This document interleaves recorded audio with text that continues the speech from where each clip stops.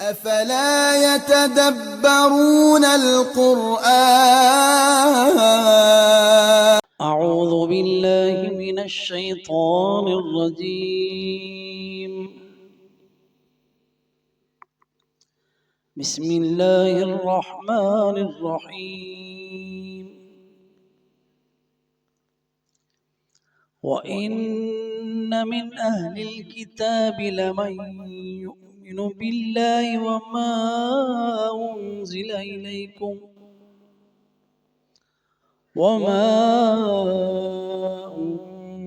إليهم خاشعين لله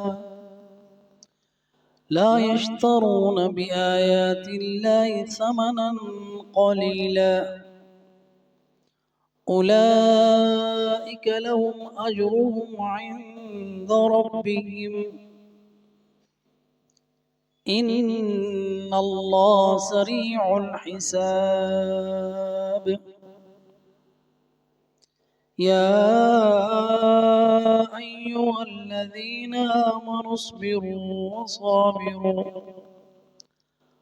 وصابروا ورابطوا واتقوا الله لعلكم تفلحون.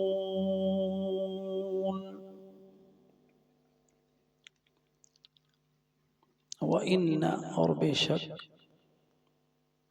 من اہل الکتاب اہل کتاب میں سے، یہ من للتبعید ہے، بعض ایسے ہیں. لمن لام تاکید کے لیے، جو ضرور ایمان لے آئے.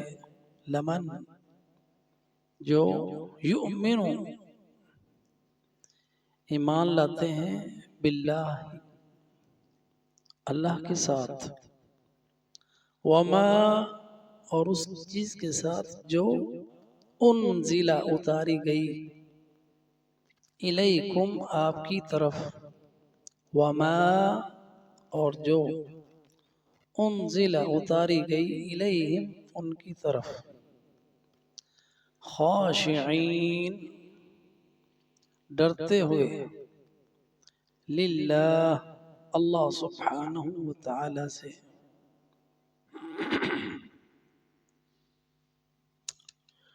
لا یشترون نہیں بیچتے یا نہیں لیتے، خرید و فروخت اشترا کے اندر موجود ہے. نہیں لیتے بآیات اللہ اللہ سبحانہ وتعالی کی آیتوں کے بدلے میں، ثمنا مول، قلیلا تھوڑا. اولئک یہ ہیں وہ لوگ، لہم ان کے لیے، اجرہم ان کا اجر ہے، عند ربہم ان کے رب کے پاس. ان اللہ بے شک اللہ، سریع الحساب جلد حساب لینے والا ہے.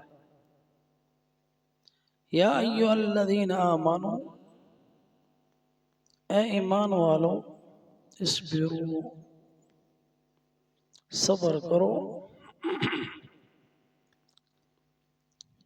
وصابروا اور ڈٹے رہو،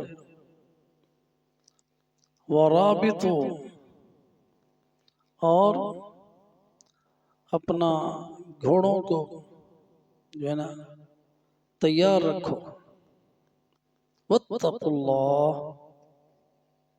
اور اللہ سے ڈرتے رہو، لعلکم تفلحون تاکہ تم کامیاب ہو جاؤ.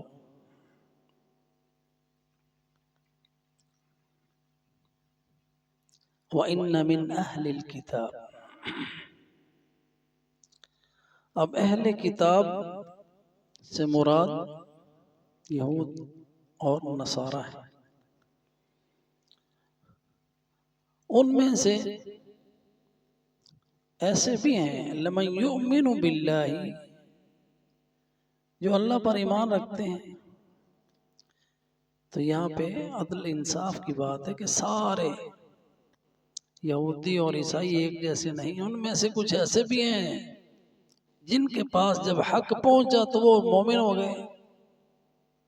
پہلے یہودی تھے پھر ایمان لے آئے، جیسے عبداللہ ابن سلام رضی اللہ تعالیٰ عنہ، احبار تھے، بڑے حبر تھے، عالم یہودیوں کے، جب اللہ کے رسول کو پہچان لیا تو ایمان لے آئے۔ اسی طرح نجاشی کے دربار میں آپ کو پتہ ہے کہ نبی صلی اللہ علیہ وسلم نے صحابہ کو یہ اجازت دی کہ جب مکہ میں ظلم و ستم بڑھ گیا تو آپ نے کہا حبشہ کی طرف ہجرت کر لیں، وہاں پہ جو بادشاہ ہے وہ عدل و انصاف کرنے والا ہے، وہاں پہ ظلم نہیں ہے، وہاں پہ آپ کو امان ملے گی۔ چنانچہ صحابہ کرام کی ایک جماعت حبشہ ہجرت کر کے چلی گئی، 2 ہجرتیں ہوئیں حبشہ کی طرف، اور وہاں پہ پیچھا کرتے ہوئے ابو سفیان بھی پہنچ گیا کہ یہ ہماری قوم کے بگڑے ہوئے لوگ ہیں، جاہل قسم کے، نہ تمہارے دین پر ہیں نہ ہمارے دین پر ہیں، تو ان کو ہمارے حوالے کر دو۔ اور نجاشی کے لیے گفٹ بھی لے گئے، تحفے طائف۔ یہ پرانی رسم ہے، کوئی بات منانی ہو تو پہلے ہدیہ پیش کر دیا جاتا ہے خوش کرنے کے لیے، قیمتی تحفے جو اس کی شایان شان بھی ہو، جس کو بادشاہ قبول بھی کر لے۔ تو وہ سمجھدار تھا بندہ، اللہ کے رسول نے ایسے تو نہیں بھیجا تھا اپنے صحابہ کو، تو اس نے بلا لیا۔ تو ترجمانی کے لیے جعفر تھے مسلمانوں کی طرف سے، ہاں بھائی کیا تمہارا دین ہے؟ تو انہوں نے سورہ مریم کی تلاوت کر کے سنائی کہ، اور نجاشی نے سن کے کہا کہ جو تم نے کہا عیسیٰ اس سے ذرا بھی زیادہ نہیں، ایک دن کا اٹھا کے اس نے مثال دی اور ایمان لے آیا۔ اور اس سے پہلے اس نے تحقیق بھی کی۔ ابو سفیان کہتے ہیں کہ مجھے آگے کھڑا کر دیا اور میرے ساتھی جو تھے ان کو پیچھے کھڑا کر دیا۔ حکمت سے کام لینے والا بندہ معاملے کی تحقیق کرتا ہے۔ تو کہا ہم سب سے کہ جو میں اس سے سوال کروں نا، اگر یہ ٹھیک جواب دے رہا ہو تو تم نے اس بات میں سارا لا دینا ہے، اگر کہیں یہ جھوٹ بولے تو تو نے پیچھے سے نفی میں سارا لا دینا ہے۔ اس کو آگے کھڑے کیا تاکہ اس کو ان کو دکھائی بھی نہ دیے کہ وہ میری بات کی تصدیق کر رہے ہیں کہ، تو جتنے سوال پوچھے، پہلا یہ سوال تھا کیا آپ صلی اللہ علیہ وسلم کی لڑی میں کوئی بادشاہ ہوا ہے؟ ابو سفیان نے کہا نہیں۔ پھر پوچھا کبھی اس نے جھوٹ بولا ہے؟ کہا نہیں۔ جو ایمان لائے ہیں ان میں سے کوئی مرتد بھی ہوا ہے؟ کہا نہیں۔ تو پھر نجاشی ان تینوں سوالوں پہ تبصرہ کرتا ہے، کہتا ہے اگر اس کی لڑی میں کوئی بادشاہ ہوا ہوتا تو میں یہ سمجھتا، کیونکہ بادشاہوں کو پتہ ہے سیاست کا، خاندانی سیاستدان ہے، بادشاہ ہے،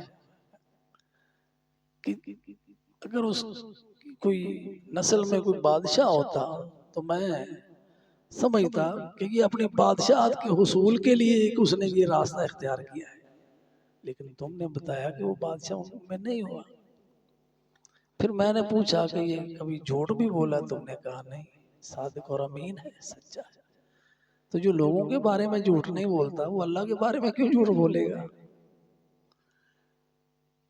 پھر اس کے بعد میں نے تم سے پوچھا کیا اس کی جو ایمان اس کے اوپر لائے ان میں کوئی مرتد بھی ہوا؟ ابو سفیان نے کہا نہیں، بڑی تکلیفیں دیکھ لیا، ان میں سے کوئی واپس نہیں پلٹا۔ اس نے کہا کذالک بشاشۃ الایمان، ایمان کی حلاوت ایسی ہے جب دل کے ساتھ مل جاتی ہے نا پھر وہ وہاں سے نکلتی نہیں۔ نجاشی عیسائی تھا، مسلمان ہوا، تو یہ ان کی طرف اشارہ ہے۔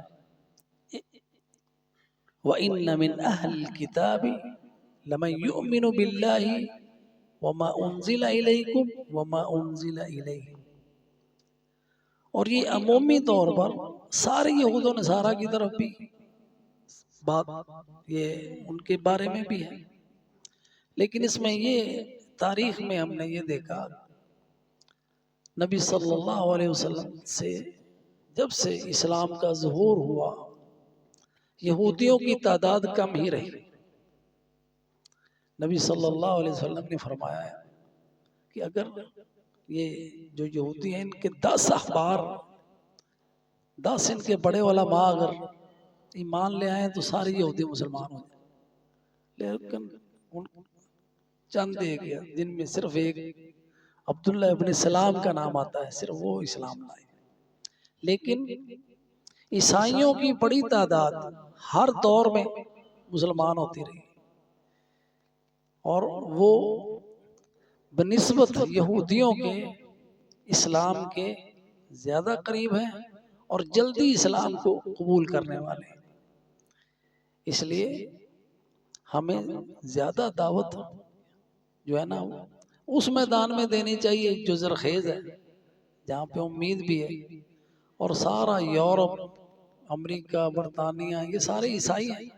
ہمیں دعوت کا کام ان ملکوں کے اندر پھیلانا چاہیے، اور یہی کام اللہ ان کو جزائے خیر دے۔ ڈاکٹر ذاکر نائک کر رہے ہیں، انگریزی ان کی اچھی ہے اور وہ انگریزوں میں کام کر رہے ہیں، اور اسی کا ان کو ڈر ہے کہ اس لیے ان کے اوپر انہوں نے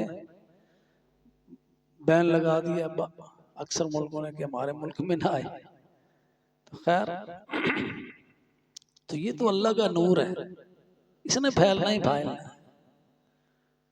والذی ارسل رسولہ بالہدی ودین الحق لیظہرہ علی الدین کلہ ولو کرہ المشرکون۔ اللہ کا نور ہے، اللہ نے اس کو پھیلانا ہے، اور پھیلانے کے لیے کسی سے کام لے لیے، ایک تتلاتے ہوئے بندے سے کام لے لے۔ سبحان اللہ، یہ تو اللہ سبحانہ وتعالی کا اعزاز ہے، جس کو دے دے شرف ہے، اور اخلاص نظر آتا ہے اس اللہ کے بندے میں، اخلاص نظر آتا ہے خالص۔ یہی ہم میں کمی ہے، اخلاص للہ، حق بیان کرنا ہے، اللہ سے ڈرنا ہے۔ جیسے آگے آ رہے ہیں کہ ان لوگوں نے حق کو قبول کر لیا، خاشعین للہ، اسی آیت میں کہ وہ ایمان لائے اہل کتاب میں سے اس اللہ پر، اور جو آپ کی طرف نازل ہوا قرآن پر، اور جو ان کی طرف نازل ہوا تورات اور انجیل، ان سب پر ایمان لائے۔ اور ایمان کیوں لائے؟ کہ وہ اللہ سے ڈرتے ہیں، خاشعین للہ۔ تو جو خشوع ہے نا، یہ ہدایت کا سبب بنتا ہے۔ جب اللہ کا ڈر ہو پھر انسان حق کو اپناتا ہے، جب اللہ کا ڈر نہ ہو پھر انسان دنیا کی لذتوں کو ترجیح دے دیتا ہے، اپنے دنیاوی مفادات کو ترجیح دے دیتا ہے۔ تو وہ ایمان لاتے ہیں جو اللہ سے ڈرتے ہیں، خاشعین للہ۔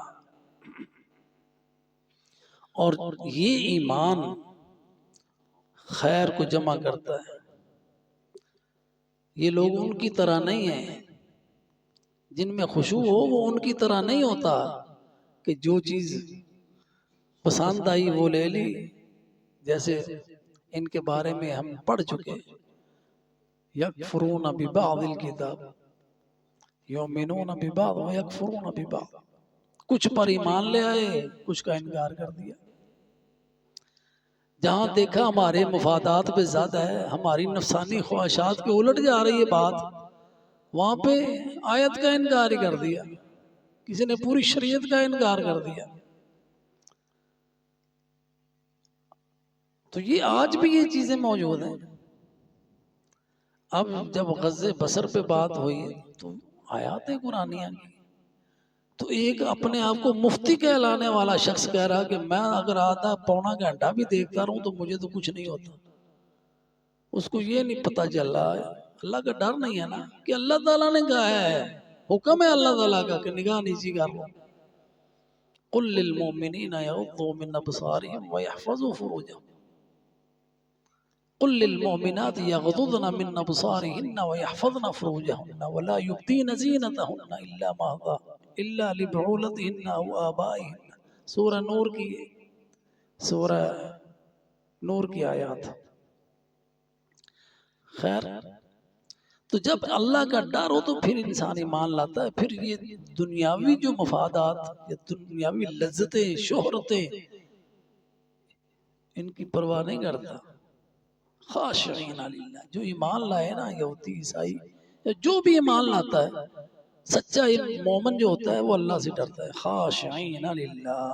تو یہ خشوع، یہ خضوع، یہ علم والوں کو نصیب ہوتا ہے، جن کے پاس علم ہے. اور علم کتاب اللہ کا ہے. انما یخشی اللہ من عبادہ العلماء. خشوع اللہ سبحانہ و تعالیٰ کا، خشیت اللہ کا ڈر علماء کو ملتا ہے. اور وہ علماء ربانیین ہیں.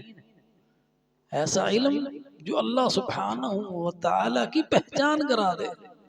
اور وہ قرآن کا علم ہے، یہ اللہ کا تعارف کراتا ہے، اللہ کی پہچان کراتا ہے. یہ معرفت حقیقی ہے. جو صوفیاں نے بنائی نا وہ گمراہی ہے. خاشعین للہ. تو اس اللہ کے ڈر کی وجہ سے ان کے اندر کیا صفت پیدا ہوتی ہے؟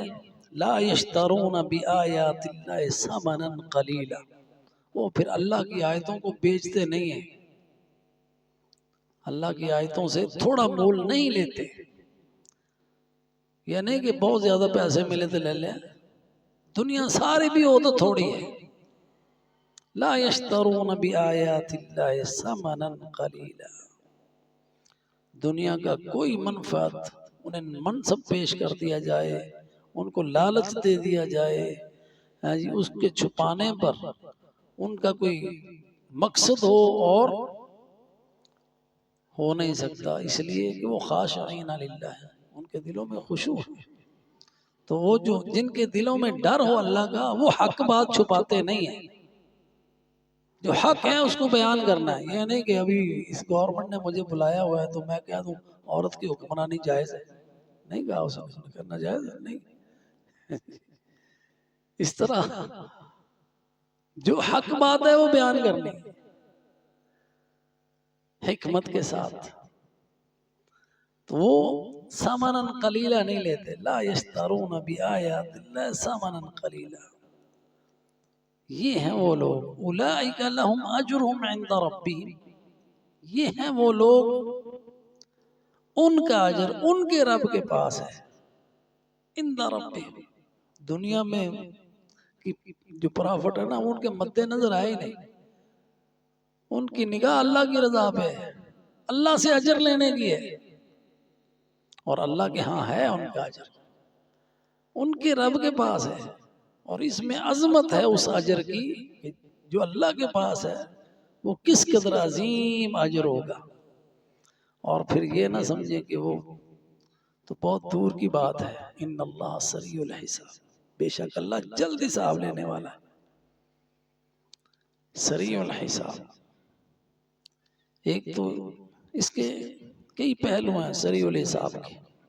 ان اللہ سریع الحساب،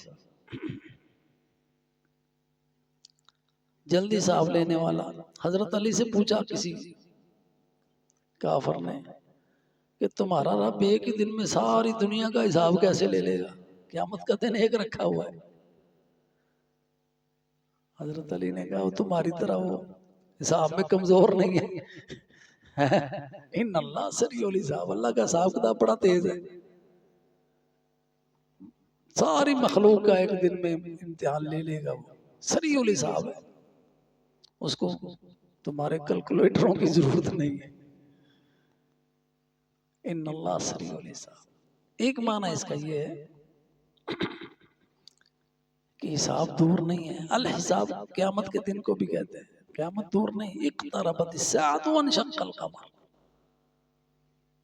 چاند دو ٹکڑے ہو چکا اور قیامت قریب آ چکی. اور قیامت کی نشانیوں میں سے نبی صلی اللہ علیہ وسلم کی بعثت ہے. آپ نے فرمایا انا وساک ہاتین، یہ جیسے دو انگلیاں. اس طرح ہے قیامت. جتنے نبی آئے انہوں نے کہا آخری زمانے میں نبی آئے گا، نبی آخر الزمان. تو ہم آخری زمانے میں ہیں. نبی صلی اللہ علیہ وسلم کی بعثت نشانی ہے قیامت کی. نشانی سریع الحساب، جلد آنے والا. قیامت کا دن دور نہیں ہے. اور جو شخص مر جاتا ہے اس کی تو اسی دن قیامت ہے. من مات قامت قیامت ہو. جو مر گیا اس کی قیامت تو آ گئی. ان اللہ سریع الحساب. اور اس میں کہ اللہ سبحانہ و تعالی نے سارا بدلہ تو اس دنیا میں نہیں ملتا، لیکن کچھ جزا و سزا اللہ تعالیٰ اس دنیا میں بھی دیتا ہے. آپ دیکھتے ہیں نا مجرموں کو، یہ کیا کتنے قصے ہیں قرآن کے اندر. فَكَيْفَ كَانَ عَذَابِي، میرا عذاب کیسا تھا. سورہ قمر کے اندر نوح کا بیان ہوا، قوم نوح کا بیان ہوا. پھر کیسا تھا میرا عذاب، کیسی تھی میری پکڑ. قوم عاد کا بیان ہوا، ان کے اوپر آندھیاں آئیں، کیسی تھی میری پکڑ. قوم سمود کا بیان ہوا، کیسا تھا میرا عذاب. فرعون کا ذکر ہوا، لوط کا ہوا. تو اللہ تعالیٰ دنیا میں بھی حساب لے لیتا ہے. ان اللہ سریع الحساب. اسی طرح اللہ دنیا میں بچاتا بھی ہے. حضرت موسیٰ کو بچایا، حضرت نوح کو بچایا، نبی صلی اللہ علیہ وسلم کو بچایا. اب واقعات میں جائیں تو بہت وقت لگتا ہے. آپ کو پتہ ہی ہے فرعون غرق ہوا، موسیٰ بچ گیا. ساری دنیا ہلاک ہو گئی، نوح علیہ السلام بچ گئے. سارے غرق ہو گئے، نوح علیہ السلام کی کشتی تیرتی رہی. حضرت ابراہیم علیہ السلام کو اللہ تعالیٰ نے بچا لیا آگ سے. قلنا یا نار کونی بردا وسلاما علی ابراہیم. حضرت موسیٰ علیہ السلام کے پیچھے لگے ہوئے تھے تو اللہ تعالیٰ نے پہلے خبر دے دی. اسی کے سپاہیوں نے بتا دیا موسیٰ نکلے تھے. اب سب سے بڑا دشمن نبی صلی اللہ علیہ وسلم کا تلواریں لیے غار کے تانے پہ کھڑا، جہاں پہ آپ بیٹھے ہوئے ہیں، چھپے ہوئے ہیں، وہاں پہ سامنے بیٹھا ہوا. اور نبی صلی اللہ علیہ وسلم اور حضرت ابو بکر ان کو دیکھ رہے ہیں یہ لیکن ان کو نظر نہیں آیا. اللہ بچانے والا ہے نا. یہ حساب جزا سزا دونوں ہیں. اور اللہ تعالیٰ نے نبی صلی اللہ علیہ وسلم کو دنیا میں کتنی عزت دی ہے، یہ بھی جزا ہے. ان اللہ سریع الحساب. مومنوں کو اللہ دنیا میں بھی اجر و ثواب دیتا ہے، تو مجرموں کو اللہ دنیا میں سزا بھی دیتا ہے. فَاعْتَبِرُوا يَا أُولِي الْأَبْصَارِ. جو عقل مند ہیں ان سے عبرت حاصل کرتے ہیں. یا ایھا الذین آمنوا، آخری آیت ہے اس سورہ آل عمران کی. اے ایمان والو، ایمان والوں کو بلا رہا اللہ. اصبروا، صبر کرو. اور صبر کی تفسیر ہم کر چکے ہیں کہ اللہ کے احکامات پر صبر کر رہا. جو اللہ نے حکم دیا ہے اس کو پورا کرنے کے لیے بھی صبر کرنا پڑتا ہے. جن باتوں سے اللہ نے روکا ان فحاشیوں سے، ان برائیوں سے بچنے کے لیے بھی صبر کرنا پڑتا ہے. اور جو مصیبتیں تکلیفیں انسان کو اوپر آئیں، بیماریاں ہیں، ان پر بھی صبر کرنا پڑتا ہے. اور دشمن کے سامنے جب جنگ ہو رہی ہے اس کے سامنے ڈٹنے کے لیے، کھڑے ہونے کے لیے بھی صبر کرنا پڑتا ہے. اللہ حکم دے رہا ہے اصبروا. اور یہ ایمان والوں کا لازمی حصہ ہے. خود بھی صبر کرتے ہیں اور دوسروں کو تلقین بھی کرتے ہیں. وَتَوَاصَوْا بِالصَّبْرِ. خود بھی جمے رہتے ہیں. صبر کا معنی جمنا بھی ہوتا ہے، ڈٹے رہنا، قائم رہنا حق کے اوپر. یہ نہیں کہ چلو ابھی موقع ہے تھوڑا سا پیچھے ہٹ جاؤ پھر آپ ہو جائیں گے، ایسا نہیں، ڈٹے رہو۔ یا ایھا الذین آمنوا اصبروا، پہلے سے حکم اللہ تعالیٰ نے یہ دیا کہ صبر کرنا ہے، نہ تمہاری نفسانی خواہشات تمہیں دین سے ہٹا سکیں، نہ دنیا کا کوئی لالچ تمہیں دین سے ہٹا سکے، نہ کسی کی دھمکی تمہیں دین سے ہٹا سکے، اس لیے صبر کرو۔ اصبروا وصابروا، صابروا مصابرہ کیا ہے؟ مصابرہ ہوتا ہے دشمن کے ساتھ، اس کی حالانکہ صبر کے اندر بھی وہ چیز شامل تھی لیکن اس کو دوبارہ سے بیان کیا گیا، دشمن کے مقابلے میں صبر کرو۔ جب جنگ ہو رہی ہے، جب لڑائی ہو رہی ہے، جب بحث و تمیز ہو رہی ہے، جب مجادلہ ہو رہا ہے، اس وقت بھاگنا نہیں ہے میدان سے، ڈٹے رہو۔ جو بھی ہے تمہارے پاس، پتھر ہے تو پتھر سے لڑتے رہو، چھڑی ہے چھڑی سے لڑتے رہو، ڈٹے رہنا ہے، بھاگنا نہیں ہے۔ یہ نہ سمجھنا کہ ان کے پاس بڑا اسلحہ ہے ہمارے پاس نہیں ہے۔ وصابروا، صابروا، جب صبر کرو گے اللہ غلبہ بھی دے گا۔ جب انسان صبر کرتا ہے، انما النصر مع الصبر، اللہ کا وعدہ ہے جو صبر کرے گا اسے ہم اسی کی مدد کریں گے۔ تو جب انسان صبر کرتا ہے نا، اس میں ایک مرحلہ ہوتا ہے خوف کا، جب وہ اللہ پر بھروسہ کرتے ہوئے اس بیریئر کو عبور کرتا ہے تو آگے نصرت ہوتی ہے۔ اس رکاوٹ کو جب پار کرتا ہے، جو شیطان کی طرف سے ڈر اور خوف اور اس کے حواریوں کی طرف سے، شیطان کے چیلوں کی طرف سے جو اس پر خوف مسلط کرنے کی کوشش ہو رہی ہوتی ہے، جب وہ اس خوف کو خاطر میں نہیں لاتا تو آگے اللہ تعالیٰ کی مدد ہوتی ہے۔ انما النصر مع الصبر، انما النصر، مدد صرف اور صرف صبر کرنے سے ملتی ہے۔ وصابروا ورابطوا، ورابطوا، الرباط جو ہے نا، ایک تو یہ کہ اپنے گھوڑے تیار رکھنا، رباط الخیل ہے، دشمن کی تیاری رکھنا، دشمن کے مقابلے کے لیے تیاری بھی کرو، اپنا مال خرچ کرو، جو تیاری ہو سکتی تمہارے پاس میں ہے جو وہ تیاری کرو، سوئے نہ رہو۔ ورابط، اور ایک رباط یہ ہے جو نمازوں کے ساتھ اللہ کے ساتھ تعلق ہے۔ نبی صلی اللہ علیہ وسلم نے فرمایا ایک نماز پڑھ کے دوسری کا انتظار کرنا، ذالکم الرباط، یہ رباط ہے۔ ایک نماز فجر کی پڑھ لی، اب انتظار ہے کہ جب ظہر کا وقت ہو ہم ظہر پڑھیں۔ تو نمازوں کا انتظار کرنا ایک نماز کے بعد، یہ رباط ہے۔ اور یہ رباط جو ہے نا انسان کے اندر کی کمزوریوں کو دور کرتا ہے، اور یہ رباط مساجد کے ساتھ تعلق سے پیدا ہوتا ہے۔ اللہ کے گھروں کے ساتھ انسان کا تعلق، جیسے خدمت کر سکتا ہے اللہ کے گھر کی کرے، اگر کوئی مسجد کو آباد کر سکتا ہے، بچوں کو پڑھا سکتا ہے، قرآن کی تعلیم دے سکتا ہے، قرآن پڑھائے، قرآن سکھائے، اگر کوئی مسجد کی صفائی کر سکتا ہے مسجد کی صفائی کرے، اگر کوئی اس میں دیکھتا ہے کہ کوئی یہ ضرورت ہے مسجد کی، مثال کے طور پر ابھی بل زیادہ آ رہے ہیں تو دیکھتا ہے کہ ابھی سولر کی ضرورت ہے، یہ کام کر دیتا ہے مساجد کا، سولر لگوا دیتا ہے، یا جتنا اس کی حیثیت ہے اس کے مطابق۔ تو یہ اللہ کے گھر کے ساتھ ربط ہے، یہ رباط میں شامل ہیں یہ ساری چیزیں، اللہ کے گھر کے ساتھ جڑے رہے، اور اس کے پیچھے تمہارا مقصد نہ ہو کہ ہم نے یہ کام کر دیا ہے اب سارے مسجد کی انتظامیہ ہمارے تحت ہونی چاہیے، بلکہ میرے ہی ہاتھ میں ہونی چاہیے، یہ مقصد نہیں ہونا چاہیے۔